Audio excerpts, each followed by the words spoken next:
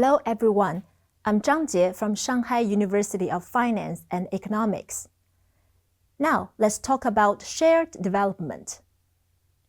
With about 9.6 million square kilometers of land, China's territory is a mosaic of diverse regions. Perhaps you can already picture the bustling cities along the eastern coast, with their towering skyscrapers and cutting-edge technology. Or maybe the expansive rural landscapes stretching across the western regions, rich in natural resources and unique cultural heritage. Despite China's remarkable economic achievements, developmental imbalances exist between urban and rural areas, as well as between the eastern and western regions. How can China ensure that all its people, regardless of where they live, share in the benefits of development? This is a crucial question in China's pursuit of high-quality development and modernization. To understand how China tackles this challenge, let's first explore some specific initiatives that are making strides toward bridging these gaps. We begin with a noteworthy project in Zhejiang province.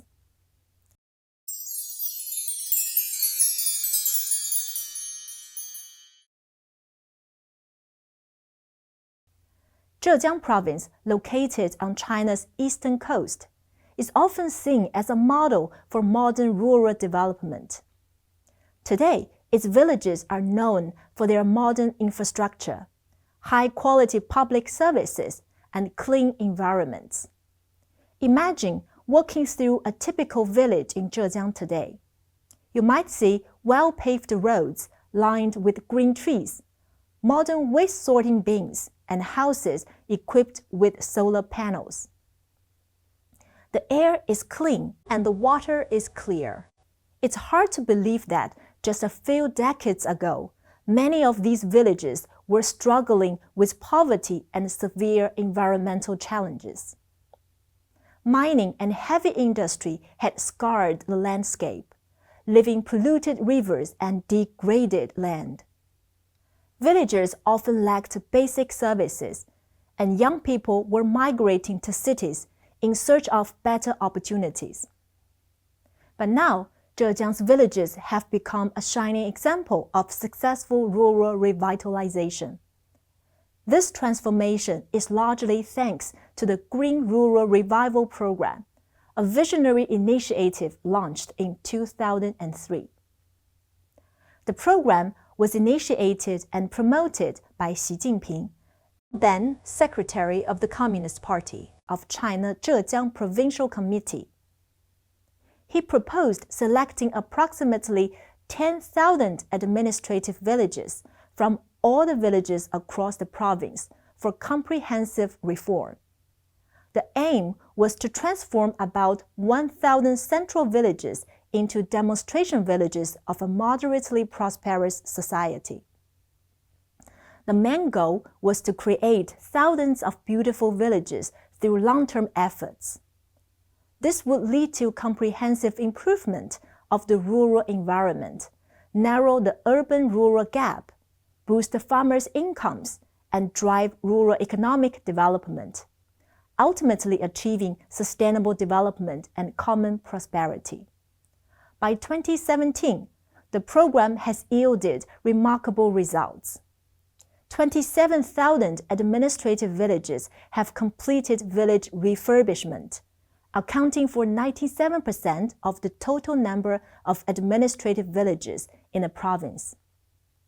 Rural infrastructure and public services have improved, with full coverage of concentrated collection and treatment of household waste, and 41% of administrative villages implementing household waste classification and treatment.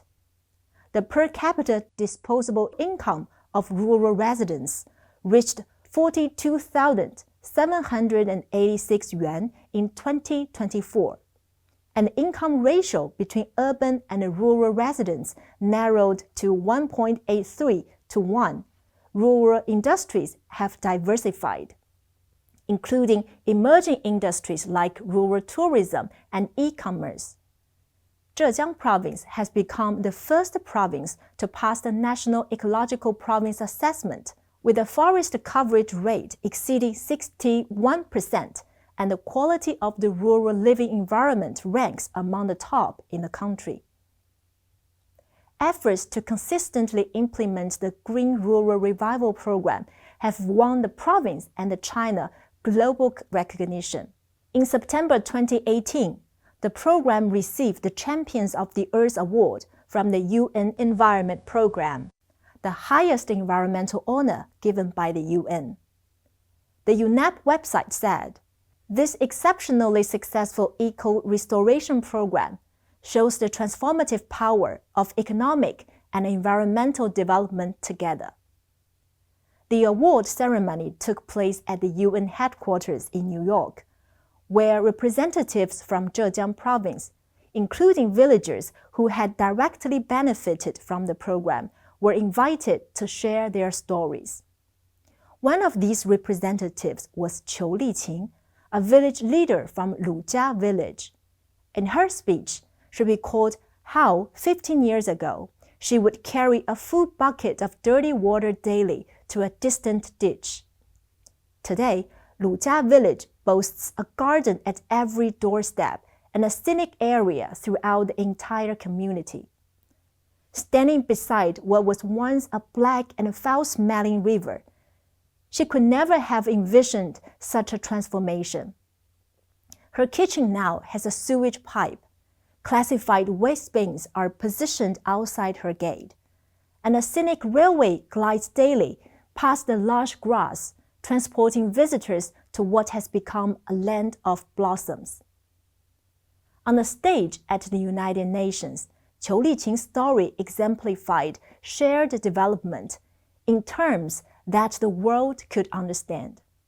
In the late 1980s, when Qiu first brought her father to Lujia Village to meet her future husband, he frowned at the open waste pits and smelly ditches, questioning her decision. Later, she became a primary school Chinese teacher and then joined the village committee. Over the next 15 years, she witnessed the gradual implementation of the Green Rural Revival Program. Initially, we had no idea how to manage the village. The program provided us with direction, showing us what to do and how to do it, Qiu said. Starting in 2003, the village committee began major improvements.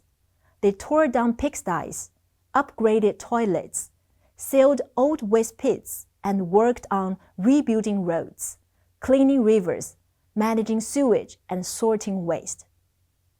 Once the environment improved and daily life became comfortable, the committee realized that the essence of the program must encompass more than just cleanliness. It must also include improving living standards. Lujia Village may lack famous mountains or grand rivers, but it does possess over 1,150 acres of gentle hills. In 2013, the committee proposed an innovative idea: transform the entire village into a scenic area by developing family farms and connecting them with a scenic railway. They established a company plus village plus family farm model, where the village contributed land and infrastructure for 49% of the shares, and a professional tourism company held 51%. Villagers now earn 3 types of income: rent from their land, wages from working on the farms, and dividends from their shares, totaling 6 million yuan in 2022 alone. 18 themed family farms were developed, each with a unique focus, such as bamboo groves, medicinal herbs, horseback riding, and educational tours, each one special in its own way. On May 1st, 2017, the sightseeing train began its first journey. Within a year, it had carried 540,000 passengers. The village collective's income skyrocketed from a debt of over 1 million yuan in 2011 to 290 million yuan in 2022. And the annual per capita income rose from 19,000 yuan to 51,217 yuan. To help villagers live an urban life without going to town, Lujia Village dedicated a large portion of its land to public services. They enhanced the area with 1 lake and 3 centers, beautifying Lujia Lake and developing a tourist hub, a cultural center, and a sports complex. Additionally, they built kindergartens, seniors' activity centers, basketball and skateball courts, and a cultural stage. Roads were paved, lit, and landscaped. The village achieved centralized sewage treatment and comprehensive waste collection, and provided tap water and natural gas to every household. The area is now covered by 5G network, and garbage trucks, minibuses, and fire hydrants are connected through the county's Internet of Things platform. Financial prosperity needs to be matched with intellectual growth. The Lujia Liangshan Academy offers free training in tea artistry, e-commerce, and homestay management, already producing hundreds of local graduates. The She Creates initiative empowers women to participate in economic activities and community governance. Volunteer teams such as the River Sisters for Environmental Protection and the Family Education Group for Community Education have been formed. A friendly business environment and supportive policies are attracting young people back home. For example, Zhu Bingqian, a university graduate, chose to skip postgraduate studies in Britain and return to teach tea culture courses. She said, "The environment for starting a business and finding jobs at home is excellent, and the policy support is strong, so I decided to come back early." Today, the Lujia Village train departs every 30 minutes. A visitor once asked the conductor, "What makes this train special?" He replied, "It carries neither goods nor coal, only people, helping our entire village move toward a better future." Once a poor village known for its squalor, Lujia Village has transformed into a picturesque community where every villager holds shares. This journey showcases a balanced approach to rural development, combining economic growth with social well-being and environmental sustainability. The Green Rural Revival Program has successfully narrowed the urban-rural gap, providing rural residents with better living conditions and economic opportunities while preserving the natural environment. This reflects China's dedication to achieving shared high-quality development, ensuring that its progress benefits all citizens, no matter where they live.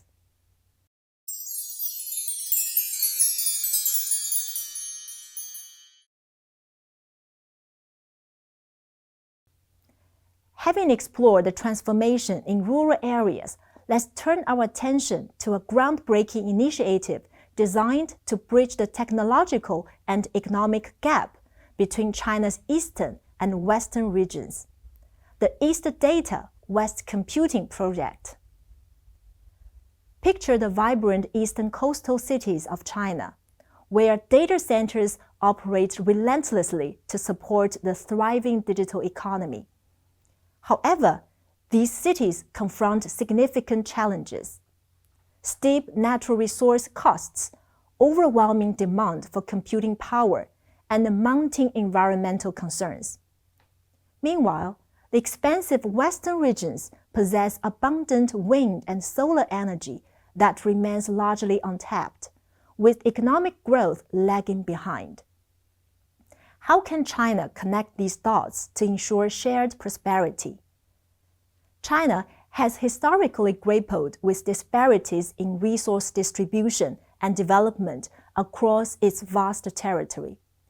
Initiatives such as the south-to-north water diversion, west-to-east gas pipeline, and west-to-east power transmission have been instrumental in balancing resource allocation and enhancing economic and social welfare. In today's digital age, this spirit of sharing has inspired the innovative East Data West Computing project. Just as water was vital in the agricultural era and electricity in the industrial era, computing power is now a foundational element of the digital economy, and significantly, it is powered by vast amounts of electricity. Currently, China's data centers are unevenly distributed, with the eastern regions facing high demand but constrained by limitations on land, electricity, and energy consumption. Conversely, the western regions boast abundant energy resources, yet encounter limited market demand for data centers. The project seeks to optimize the allocation of data and computing power across the nation. Simply put, the East Data West Computing project involves transferring data from the eastern regions to the western regions for computation and processing. Data refers to information generated from various digital activities, while computing power is the capability to process this data. The project scope extends beyond mere computation, encompassing computing power, network infrastructure, and more. Unlike the one-way resource allocation of water, gas, and electricity, computing power demands a two-way network. Data flow from east to west, and computation results return from west to east. This leverages the dense economic activity and data demand in the east, while harnessing the abundant clean energy in the west to power the computations. To accomplish this, China has strategically established 8 national computing power hub nodes across both the eastern and western regions to ensure a balanced allocation of resources. Specifically, these include the Beijing-Tianjin-Hebei region, the Yangtze River Delta, the Guangdong-Hong Kong-Macao Greater Bay Area, and the Chengdu-Chongqing area in the east, along with Inner Mongolia, Guizhou, Gansu, and Ningxia in the west. Additionally, 10 national data center clusters have been set up, which are also distributed across the eastern and western parts of the country, including Zhangjiakou, Wuhu, the Yangtze River Delta Eco-Green Integrated Development Demonstration Zone, Shaoguan, Gui'an, Chongqing, Tianfu, Qingyang, Zhongwei, and Hellinger. The distribution of these hubs and clusters not only covers the economically developed eastern regions, but also encompasses the resource-rich western areas, forming a cohesive national big data center system that ensures efficient use and rational allocation of data and computing resources across the country. The project promotes regional coordination by having eastern hub nodes handle real-time business needs, such as industrial internet and remote medical services, while western hub nodes focus on non-real-time tasks like background processing and data storage. It also optimizes resource allocation by assigning different data center clusters tasks based on real-time requirements, and supports green and low-carbon development by utilizing the western region's abundant renewable energy. The implementation of the East Data West Computing project not only enables the western region's computing resources to meet the excess demands from the eastern regions, but also creates new economic growth opportunities for the western areas. By taking on the computing power demands from the east, the project drives the flow of capital, talent, and technology to the western regions. This, in turn, promotes the construction of infrastructure and the development of the digital economy in the West, enhancing its position in the national economic landscape. Overall, the East Data West Computing project exemplifies a strategic approach to bridging regional disparities and driving national development. By enhancing the nation's computing power through an integrated data center layout, it not only scales up and optimizes the use of computing resources, but also fosters coordinated regional development. The project facilitates the flow of data and value between the eastern and western regions, optimizes resource allocation, and narrows the development gap, creating a new pattern of mutual benefit and win-win cooperation. The East Data West Computing Project is more than just a technological initiative. It is a catalyst for balanced and sustainable national development in the digital age. In conclusion, China's pursuit of shared development through initiatives like the Green Rural Revival Program and the East Data West Computing Project exemplifies the essence of high-quality development aimed at enhancing the well-being of all its people. These initiatives are not just economic endeavors. They are profound expressions of the spirit of sharing and the governance wisdom integral to high-quality development. By addressing disparities between urban and rural areas and between different regions, they demonstrate China's unwavering commitment to ensuring that economic progress translates into tangible improvements in living standards for everyone. This philosophy of shared development is deeply rooted in the fundamental principles of socialism with Chinese characteristics. It is not merely about economic metrics. It embodies a deeper understanding of balance, foresight, and a holistic perspective. It reflects a long-term vision that integrates economic growth with social equity and environmental sustainability. The wisdom underlying China's approach offers a blueprint for achieving balanced and sustainable progress. It suggests that true development should be inclusive, catering to the diverse needs of all communities and regions. Moreover, shared development is about realizing the socialist aspiration for common prosperity. It's about ensuring that the fruits of development are not confined to a few, but are enjoyed by all.